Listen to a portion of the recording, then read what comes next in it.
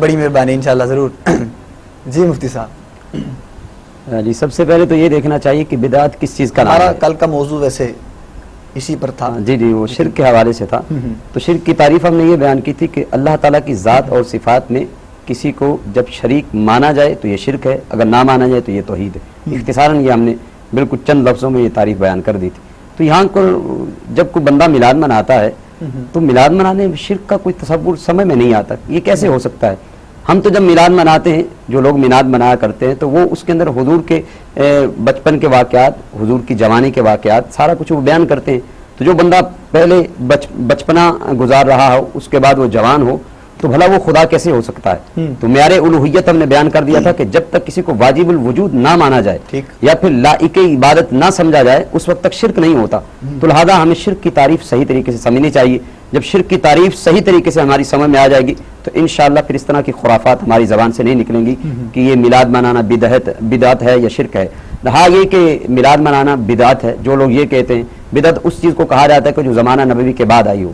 تو دیکھنا یہ ہے کہ بہت سارے ایسے کام ہیں جو حضور علیہ السلام کے زمانہ اقدس میں نہیں ہوا کرتے تھے. مثال کے طور پہ قرآن حکیم کے اوپر اعراب نہیں تھے.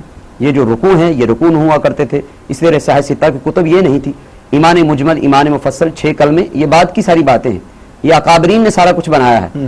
تو ان کو بھی پھر بدعت ہونا چاہیے. تو لہذا ہر بدعت جو ہے وہ گمراہی نہیں ہوتی، وہ بری نہیں ہوتی. تو بدعت کی اقسام ہے. ایک بدعت حسنہ ہوتی، مسلم کی روایت ہے، اس کے اندر یہ واضح طور پر حضور کا ارشاد موجود ہے کہ جو بندہ کوئی دین میں ایسی بات کو ایجاد کر دے جو باعث تقویت ہو، دین کے لیے تقویت کا باعث بنے، تو اس کا بھی اجر ملے گا، اس پر عمل کرنے والے جتنے لوگ ہوں گے اس کا بھی اجر ملے گا. اور اگر کوئی ایسی بات دین کے اندر ایجاد کر دی جائے جس کے سبب سے دین کو نقصان ہو، جو شریعت و سنت سے ٹکراتی ہو، تو ایسی بات کو ایجاد کرنے والے کو بھی نقصان ہوگا، اس کو بھی گناہ ملے گا، اور اس پر جتنے عمل کرنے والے ہوں گے ان کا بھی گناہ ملے گا. تو اس روایت سے استدلال کرتے ہوئے بزرگ فرماتے ہیں کہ 2 قسم کی بدعت ہوتی ہے، ایک بدعت حسنہ اور ایک بدعت سیئہ.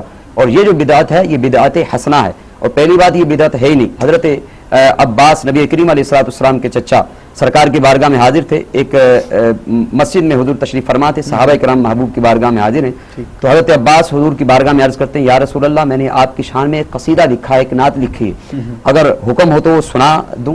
نبی پاک علیہ السلام نے حضرت عباس کو، اپنے چچا کو پرمیشن دی. تو حضرت عباس حضور کی بارگاہ میں نعت شریف پڑھتے ہیں، انت لما ولدت اشرقت الارض وضاءت بنورک الافق، کہ یا رسول اللہ آپ پیدا ہوئے. حضور کے میلاد کا ذکر ہے، یہ میلاد ہو رہا ہے اور حضور کی صدارت میں ہو رہا ہے. حضور صدر محفل ہیں اور صحابہ سن رہے ہیں.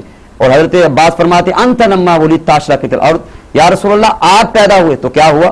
اشرقت الارض، یہ زمین روشن ہو گئی. وضاءت بنورک الافق، اور آپ کے نور سے یہ زمین نہیں بلکہ آسمان بھی منور ہو گئے. اب دیکھیں صحابہ کرام نعت پڑھ رہے ہیں، میلاد منا رہے ہیں، تو پہلی بات ہے میلاد بدعت ہے ہی نہیں. اگر بالفرض ہم اس کو مان بھی لیں کہ بدعت ہے تو پھر بھی بدعت حسنہ ہے. تو لہذا اس کو شرک و بدعت کرنا یہ علم کی کمی کی وجہ سے ایسے لوگوں کو علم سیکھنا چاہیے. اللہ تعالی ہم سب کو اہل علم کی میلاد تو پھر حضور کی بات ہے. میلاد تو الحمدللہ ہم حضور کے ثنا خوان مناتے ہیں، الحمدللہ ہم اہل سنت مناتے ہیں. لیکن کچھ لوگ یہ بھی کہتے ہیں جی لائٹنگ کرنا بھی بدعت میں آ جاتا ہے، سجاوٹ کرنا بھی شرک میں آ جاتا ہے. ہم نے شرک کی اور بدعت کی تعریف پہلے بیان کر دی کہ اور لائٹنگ وغیرہ کرنا یہ دیکھیں خوشی کے اظہار کے طریقوں میں سے ایک طریقہ ہے. جیسے کوئی شادی کرتا ہے تو اس کے گھر پہ باہر لکھا ہوتا ہے شادی مبارک، وہاں پر وہ لائٹیں جل رہی ہوتی، چراغاں ہوتا ہے پورا گھر. تو وہ کیوں کرتے ہیں؟ اس لیے کہ اس میں خوشی کا اظہار ہوتا ہے. تو اگر کوئی شرعی حدود کا خیال کرتے ہوئے خوشی کا اظہار کرتا ہے اس میں شرعی کوئی قباحت نہیں، تو لہٰذا یہ بالکل جائز. ٹھیک ہے. تو میلاد کے لفظ کے اندر ہی شرک کی نفی ہے.